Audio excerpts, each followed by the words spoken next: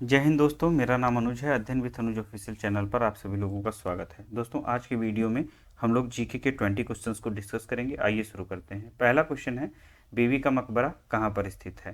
दोस्तों, बीवी का मकबरा औरंगाबाद में स्थित है, औरंगाबाद में। और ये जो है किसका मकबरा है, तो ये औरंगजेब की पत्नी जो थी, औरंगजेब की पत्नी राबिया उद दौला का राबिया उद दौरानी का राबिया उद दौरानी का मकबरा है। इसकी अनुकृति अर्थात इसकी जो डिजाइन है ये देखने में बिल्कुल ताजमहल की तरह लगता है, इसलिए इसे जो है दूसरा ताजमहल भी कहा जाता है। तो ऑप्शन आपका थर्ड वाला सही होगा, बीबी का मकबरा औरंगाबाद में स्थित है। नेक्स्ट क्वेश्चन, सोडियम को जल में डालने पर कौन सी गैस रिलीज होती है। दोस्तों, जो क्षारीय धातुएं होती हैं उनमें उन्हें जो है जल के समीप लाने पर या जल से अवक्रिया कराने पर वह हाइड्रोजन गैस निकलती हैं। तो इसीलिए जो है जब हम सोडियम को जल से अभिक्रिया कराएंगे तो भी जो है हाइड्रोजन गैस रिलीज होगी। ऑप्शन आपका बी वाला सही होगा। नेक्स्ट क्वेश्चन, भोजन में लोहे की कमी के कारण कौन सा रोग होता है। तो भोजन में यदि आपकी लोहे की कमी हो जाएगी, आयरन की कमी हो जाएगी, इसीलिए डॉक्टर्स बोलते हैं कि आयरन रिच जो है जो फूड हैं उन्हें खाना चाहिए। यदि इसकी कमी हो जाती है तो क्या होता है, एनीमिया रोग हो जाता है। और ये कैसे होता है, तो जब रक्त में हीमोग्लोबिन की कमी होगी तो सेल्स जो होंगे उसमें ऑक्सीजन की कमी होगी, और जब ऑक्सीजन की कमी हो जाएगी तो व्यक्ति के शरीर में एनीमिया या जिसे हिंदी में कहते हैं रक्त अल्पता, रक्त अल्पता की कमी हो जाती है, एनीमिया हो जाता है या रक्त अल्पता हो जाता है, जो होता है लोहे की कमी के कारण। तो ऑप्शन आपका थर्ड वाला सही होगा। बढ़ती का नाम जिंदगी निम्नलिखित में से किस बैंक का टैगलाइन है। आपको बताना है कि जो ये टैगलाइन लिखा है इनमें से किस बैंक का है। तो दोस्तों, ये जो होता है एक्सिस बैंक का टैगलाइन होता है, बढ़ती का नाम जिंदगी। आपने प्रचार में देखा होगा, जिनका एक्सिस बैंक में खाता होगा या कभी नज़र आपकी पड़ी हो, तो एक्सिस बैंक की जो टैगलाइन होती है वह होती है बढ़ती का नाम जिंदगी। इंडियन बैंक का दोस्तों होता है your own bank, your own bank. इसका मतलब होता है आपका अपना बैंक। सिंडिकेट बैंक का होता है faithful and friendly, faithful faithful and friendly, faithful and friendly, विश्वसनीय और मैत्रीपूर्ण। दोस्तों, कॉरपोरेट बैंक का होता है प्रोस्पेरिटी, प्रोस्पेरिटी फॉर ऑल, सर्वे जहां सुखना भवंतु। ठीक है। और कुछ बैंक हैं जिनकी टैगलाइन एग्जाम्स में अक्सर पूछी जाती है, मैं आपको बता देता हूं। जैसे आप इलाहाबाद बैंक को ले लीजिए, इलाहाबाद बैंक जो है इसकी टैगलाइन है दोस्तों अ tradition of trust, a tradition of trust, जिसे हम हिंदी में कहते हैं भरोसा एक परंपरा। और सेकंड वाला आपका बैंक ऑफ बड़ौदा है, जिसे हम बीओबी कहते हैं। बैंक ऑफ बड़ौदा आपने सुना होगा, उसकी आपके यहाँ जो है पासबुक वगैरह होगी तो उसमें लिखा होता है India's international bank, international bank, India's international bank. और थर्ड नंबर पर आपका है भारतीय महिला बैंक, भारतीय महिला बैंक। इसकी क्या टैगलाइन है, empowering empowering women, empowering India. ठीक है, इसे याद रखिएगा, ये भी एग्जाम्स में पूछा जाता है। फिर चौथा हम देख लेते हैं देना बैंक को। देना बैंक की जो टैगलाइन होती है वह होती है trusted trusted family bank, family bank. इसे दोस्तों आप लोग याद कर लीजिएगा, एक बार और देख लीजिएगा। अगर यहाँ आपको समझ में ना आ रहा हो तो जिन बैंकों के मैं नाम ले रहा हूँ उसको आप मोबाइल में सर्च करके देख लीजिएगा, क्योंकि यहाँ से भी एग्जाम्स में क्वेश्चन बनाए जाते हैं। उसके बाद में हम लोग देख लेते हैं बैंक ऑफ इंडिया का, बैंक ऑफ इंडिया का। तो बैंक ऑफ इंडिया का है रिश्तों की जमा पूंजी, जिसे इंग्लिश में हम लोग कहेंगे रिलेशनशिप बियॉन्ड बैंकिंग। ये भी जो है आपने जो है देखा होगा, relationship beyond, relationship beyond banking. ठीक है। और जैसे पीएनबी का है, पीएनबी में Punjab national bank, Punjab national bank में जिनका खाता होगा, अगर आप कॉल करते होंगे तो उसमें भी भरोसे का प्रतीक आपको सुनाई पड़ता होगा कॉल सेंटर से। इंग्लिश में यदि करते हैं तो उसमें लिखा होता है, पासबुक पर भी लिखा होता है the name you can bank upon, ठीक है। और H D F C bank जो है दोस्तों, HDFC, थोड़ा सा जगह के कारण, जगह कम होने के कारण दोस्तों मैं उसे लिख दे रहा हूँ, समझ लीजिएगा आप। HDFC की जो है टैगलाइन क्या है, बैंक आपकी मुट्ठी में, ठीक।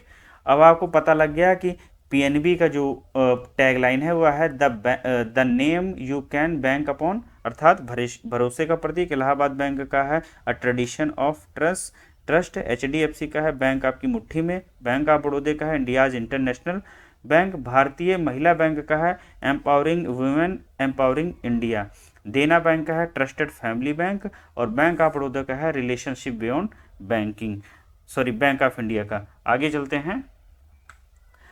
विश्व का सबसे ऊंचाई पर स्थित सैन्य अड्डा किस देश में है? आपको बताना है कि दुनिया में जो सबसे ऊंचाई पर स्थित सैन्य अड्डा है वह किस देश में है? तो दोस्तों ये है आपका इंडिया में, सियाचिन में जो सैन्य अड्डा स्थित है, सियाचिन सैन्य अड्डा इंडिया का।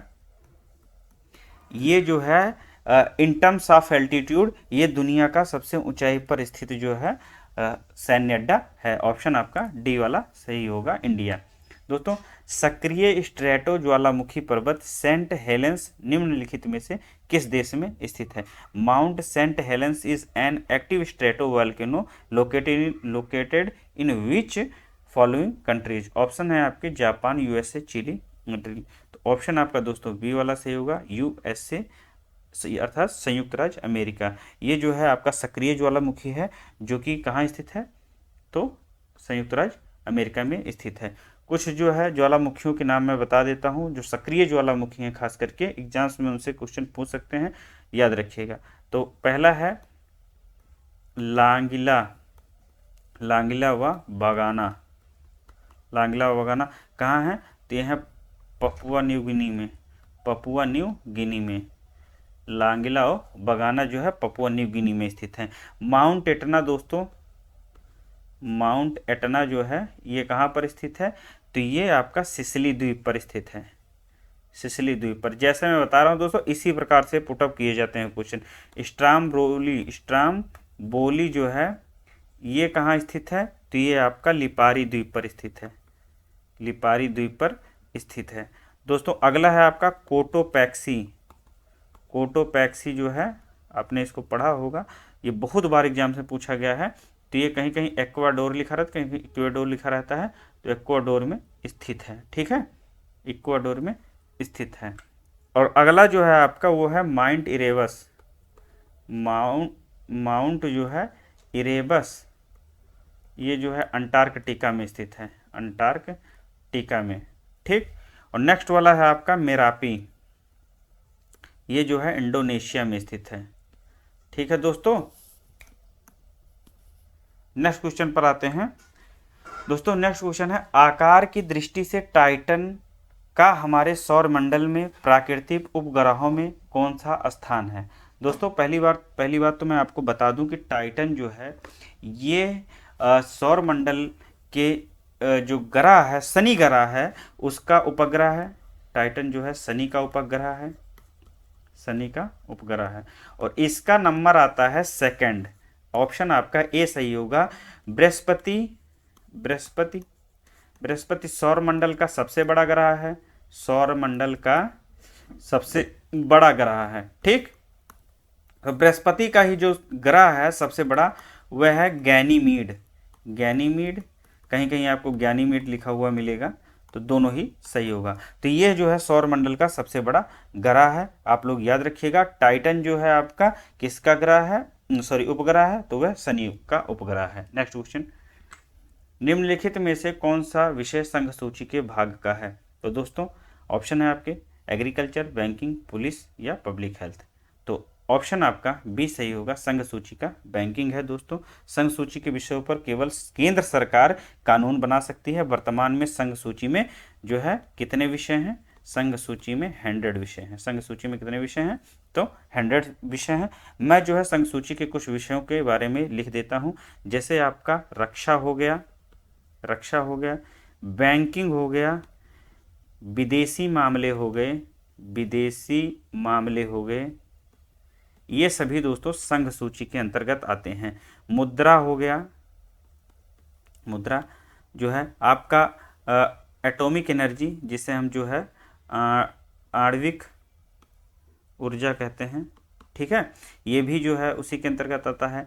संघ सूची के विषयों के अंतर्गत आता है बीमा, संचार, केंद्र राज्य संबंध में जो व्यापार आपका आता है, केंद्र राष्ट्र के जो है बीच में जो व्यापार एवं वाणिज्य का विषय है, ये भी जो है आपका संघ सूची के विषय के अंतर्गत ही आता है। इसके अतिरिक्त तो दोस्तों आपके जैसे जनगणना हो गया और कुछ चीज़ें जैसे लेखा परीक्षा हो गया, ये सारी चीज़ें दोस्तों किसके अंतर्गत आती हैं? तो ये संघ सूची के विषय के अंतर्गत आती हैं। जबकि आपका पुलिस, कृषि, जन स्वास्थ्य, ये किसके अंतर्गत आते हैं? तो ये दोस्तों आपके राज्य सूची के अंतर्गत आते हैं, राज्य सूची के विषय हैं। चलते हैं दोस्तों अगले प्रश्न पर। अगला प्रश्न है आपका, भारत आने वाले प्रथम यूरोपीय कौन थे? आपको बताना है भारत में सर्वप्रथम कौन यूरोप से आए थे। तो सबसे पहले जैसा कि आप लोग जानते हैं कि 1498 में वास्को डी गामा कालीकट बंदरगाह पर आया था, तो कौन था? तो वो पुर्तगाली था। ऑप्शन आपका चौथा होगा, 1498 में पुर्तगीज आए थे, जिसे जो है हिंदी में पुर्तगाली कहा जाता है, ठीक। और उसके बाद अन्य कंपनियां जो हैं भारत में जो आई थी, तो उनमें जो डच थे, डच आपके ये 1602 में आए थे, 1602 में। ब्रिटिशर्स जिन्हें हम अंग्रेज कहते हैं, ये 1600 में आए थे, ठीक है ना।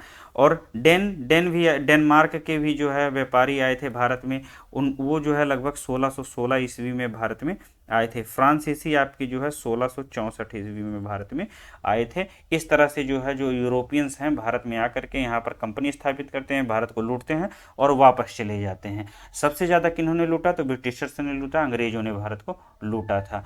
पहले सबसे आए पुर्तगाली और गए सबसे बाद में पुर्तगाली। ऑप्शन आपका डी वाला सही होगा, पुर्तगीज। नेक्स्ट क्वेश्चन, रावी नदी किसका ऋग्वैदिक नाम है? आपको बताना है कि ऋग्वैदिक काल में जो है रावी नदी का कौन सा नाम था? ऑप्शंस हैं आपके वितस्ता, अस्कनी, सुतुद्री। दोस्तों कहीं कहीं जो है आपको यहाँ पर बड़ी की मात्रा भी लिखी मिलेगी, परुष्णी। तो दोस्तों ऑप्शन आपका डी वाला सही होगा। रावी को जो है पारुष्णी कहा जाता था या परुष्णी कहा जाता था, ठीक है। ऑप्शन आपका डी वाला सही होगा। दोस्तों वितस्ता आपकी झेलम नदी का ऋग्वैदिक नाम है, ठीक। अस्किनी जो है दोस्तों आपका चिनाब नदी का है, और सतलज नदी का है क्या? सुतोद्री, सतलज का। और जो आपका एग्जाम में पूछता है शहरों के किनारे को लेकर के एक सवाल पूछता है, तो लुधियाना शहर जो है आपका सतलज नदी के तट पर बसा हुआ है, ठीक है।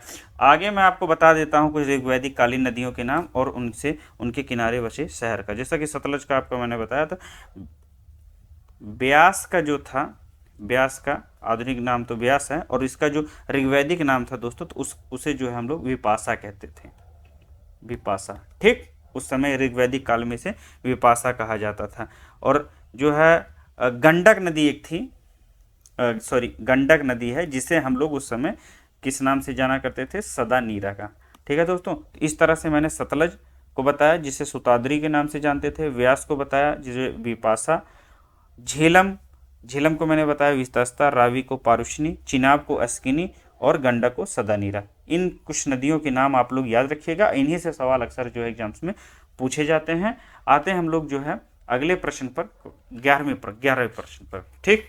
11वां प्रश्न है, निम्नलिखित में से कौन सा युग्म सुमेलित नहीं है? दोस्तों विच of the following pairs is not correctly matched? Option है आपके आर्टिकल 79, आर्टिकल 114 और जो है अनुच्छेद 280, अनुच्छेद 312। तो अनुच्छेद जो 79 है दोस्तों, ये जो है करेक्ट नहीं है, ये आपका गलत है।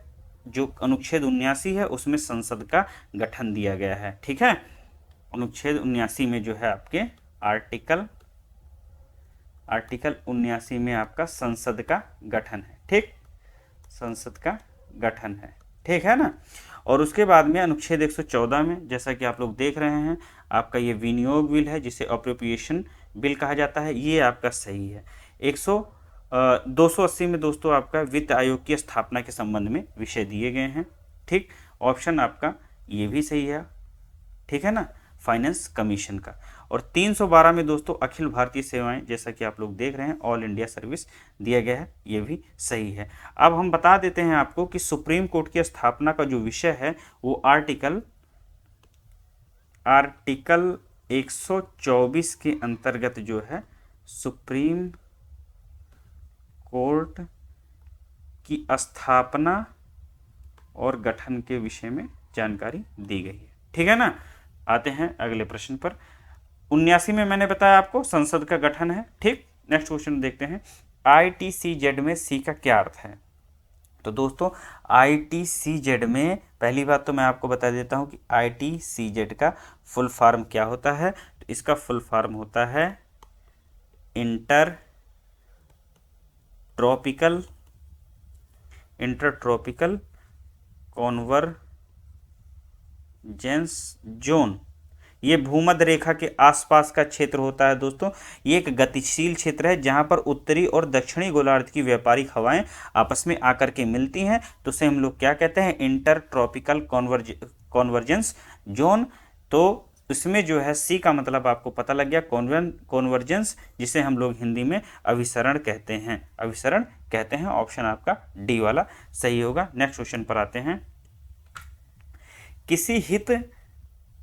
किसी हितबद्ध गुट का सबसे महत्वपूर्ण कार्य क्या होता है?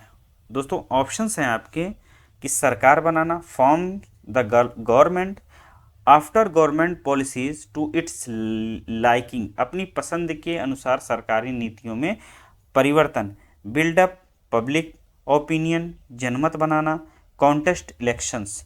तो दोस्तों ऑप्शन आपका जो है बी वाला सही होगा। अपनी पसंद के अनुसार जो है सरकारी नीतियों में परिवर्तन जो है ये हितबद्ध गुट का एक कार्य होता है।